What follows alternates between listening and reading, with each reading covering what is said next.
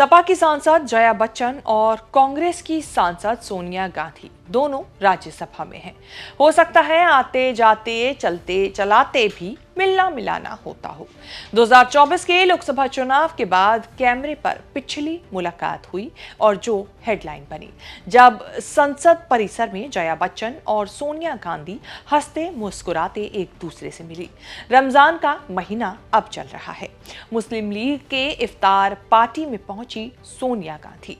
अखिलेश यादव भी आए और सोनिया गांधी की बगल वाली कुर्सी पर आकर बैठ गई जया बच्चन। वीडियो भी खूब वायरल हो रहा है, खूब बातें भी हो रही हैं। करीब 9 महीने में दो मुलाकातें उन दो परिवारों की बहुओं की हुई जो कभी पक्की वाली सखी सहेली होती थी।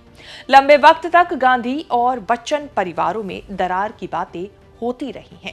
अब मिलने मिलाने के कई मायने मतलब निकाले जा रहे हैं। आज के चर्चित चेहरा में जया बच्चन और सोनिया गांधी के साथ उनके परिवारों की कहानी हम बताने जा रहे हैं। नमस्कार, मैं हूं कीर्ति और आप देख रहे हैं न्यूज तक पर चर्चित चेहरा। 1984 में इंदिरा गांधी गई, फिर 1991 में राजीव गांधी भी चले गए। उससे पहले दोस्ती में दरार भी आई, लेकिन दोस्ती बनी रही। फिर न जाने क्या हुआ कि ऐसा सन्नाटा पसरा, ऐसी अदावत हुई कि दोनों के लिए ही दरवाजे पर झांकना बंद कर दिया। बरसों बाद अब जब चर्चा हो रही है तो बार बार जया बच्चन और सोनिया गांधी के मिलने पर हो रही है।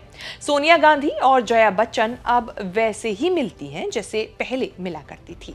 कोई कड़वाहट नहीं, किसी से कोई शिकायत नहीं, ठीक वैसे ही जैसे राजीव गांधी की मौत से पहले नजर आती थी। इंडियन यूनियन मुस्लिम लीग की इफ्तार का वीडियो देखकर कहा जा रहा है कि लगता है सालों से दो परिवारों के बीच बनी दूरियां पल भर में मिट गई। सियासी दुनिया में रिश्ते कब बने और किस बात पर बिगड़ जाएं, कुछ कहा नहीं जाता। एक वक्त था जब जवाहरलाल नेहरू से लेकर इंदिरा गांधी और राजीव गांधी से लेकर सोनिया गांधी तक जीवन के हर मोड़ पर गांधी परिवार और बच्चन परिवार साथ रहा, हर सुख दुख के साथी रहे। गांधी, नेहरू और बच्चन परिवार की दोस्ती तो हरिवंश राय बच्चन और पंडित जवाहरलाल नेहरू के जमाने में शुरू हुई थी। दोनों परिवार इलाहाबाद वाले थे। दोस्ती की शुरुआत तब हुई जब जवाहरलाल नेहरू प्रधानमंत्री हुआ करते थे और हरिवंश राय बच्चन विदेश मंत्रालय में हिंदी ऑफिसर हुआ करते थे। कहते हैं ये नौकरी भी नेहरू ने ही उन्हें दिलवाई थी, जो हरिवंश के कविताओं को बहुत पसंद किया करते थे। एक पीढ़ी से ये मेल मिलाप दूसरी पीढ़ियों में आगे बढ़ता चला गया। इस दोस्ती को इंदिरा गांधी और तेजी बच्चन ने आगे बढ़ाया। अमिताभ और राजीव जवान हुए, उन्होंने भी जनरेशनल फैमिली फ्रेंडशिप बनाए रखी। राजीव गांधी और अमिताभ बच्चन की दोस्ती उस मुकाम पर पहुंच गई कि जब राजीव पढ़ाई के लिए इंग्लैंड चले गए तो इंदिरा गांधी को बच्चन परिवार के घर बेटे का हालचाल लेने जाना पड़ता था।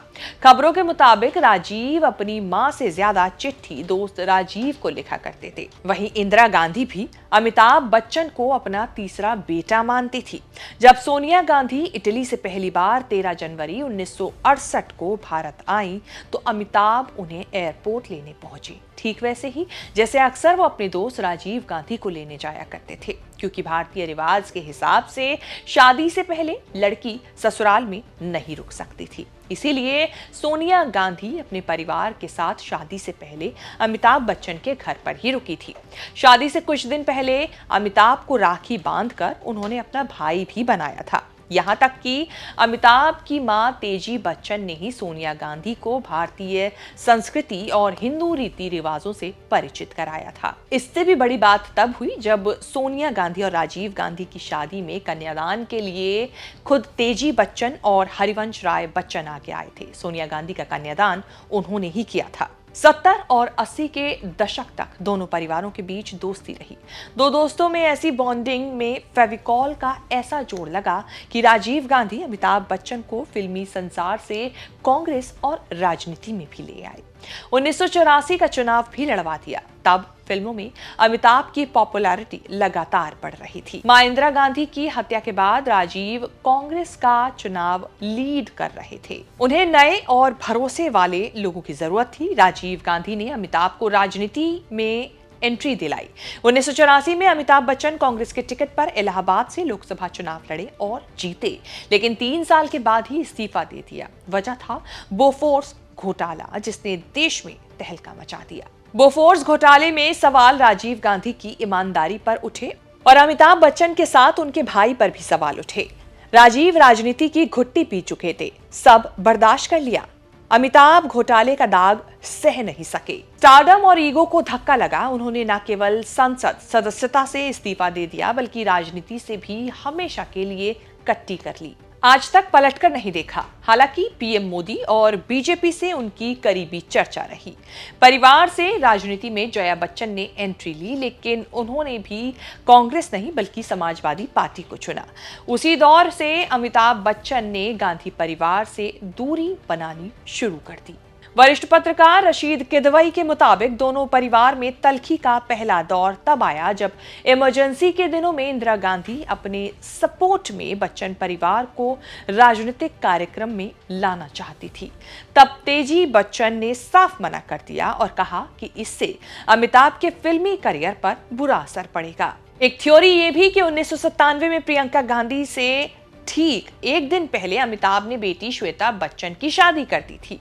सोनिया हर्ट हुई। श्वेता की शादी में गांधी परिवार से कोई नहीं गया, लेकिन प्रियंका गांधी की शादी में अमिताभ घर वाले बनकर शादी में शरीफ होने के लिए जरूर पहुंचे। शायद वो आखिरी आना जाना था परिवारों के बीच। 1999 में अमिताभ बच्चन ने अभिषेक बच्चन की पहली फिल्म रिफ्यूजी के प्रीमियर में सोनिया गांधी और उनके परिवार को निमंत्रण भेजा था, लेकिन सोनिया गांधी नहीं गई। जरा सी दरार धीरे धीरे खाई बनती गई। 1991 में राजीव गांधी की मौत के बाद अकेले पड़े गांधी परिवार को लगने लगा कि बच्चन परिवार ने अकेला छोड़ दिया। अमिताभ बच्चन की शिकायत ये थी कि राजनीति में लाकर राजीव ने उन्हें बीच रास्ते में छोड़ दिया। अमिताभ बच्चन की कंपनी ABCL पर मुसीबत आई और अमिताभ दिवालिया होने की कगार पर पहुंच गए। तब उन्हें गांधी परिवार से कोई सपोर्ट नहीं मिला। 2004 में चुनावी रैली में अमिताभ बच्चन की पत्नी जया ने कह भी दिया कि जो लोग हमें राजनीति में लाए वो बीच मझधार में छोड़कर चले गए। उन्होंने हमारा साथ तब छोड़ा था जब हम मुसीबत में थे। जया बच्चन के बयान का जवाब राहुल ने तब दिया जब राजनीति में राहुल आए ही थे, एंट्री ही की थी। राहुल ने कहा था कि इस तरह के आरोप इतने साल बाद क्यों लगाए जा रहे हैं। जो लोग गांधी परिवार को जानते हैं उन्हें पता है कि हम किसी को धोखा नहीं देते।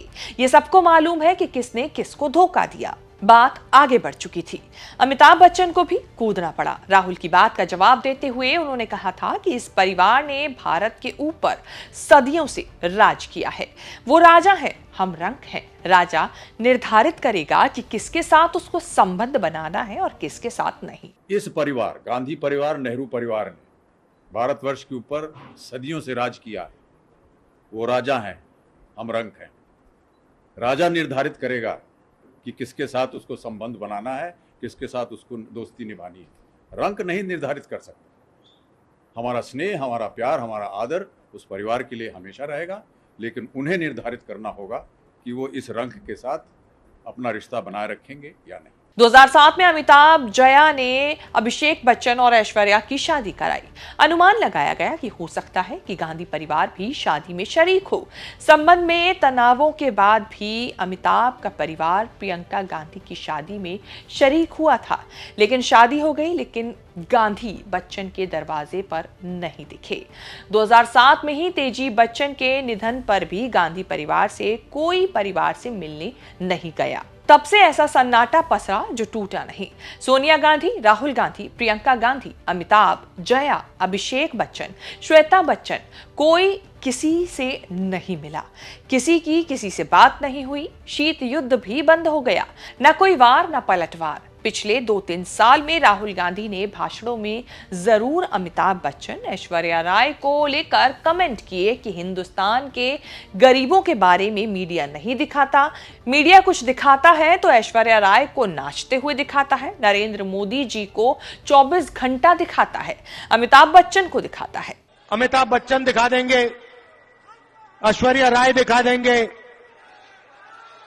पाकिस्तान के लेक्चर दे देंगे, मगर बेरोजगारी, महंगाई, इसके बारे में आपको मीडिया में नहीं दिखने वाला। खैर, जो बीत गई वो बात गई। जया बच्चन और सोनिया गांधी की मेल मुलाकातें अच्छे माहौल में शुरू हुई हैं। इफ्तार में मिलना, साथ में बैठना प्लांट भी हो सकता है। देखना होगा कि ये मुलाकातें आगे किस दिशा में जाएंगी। कौन जाने कब न्यूट्रल लोकेशन पर होने वाली मुलाकातें घर तक भी पहुंचेंगी या नहीं। चर्चित चेहरा में इतना ही। ये रिपोर्ट आपको कैसी लगी हमें कमेंट करके जरूर बताएं। इस तरह की खबरें आगे भी देखने के लिए बने रहें न्यूज़ तक के साथ।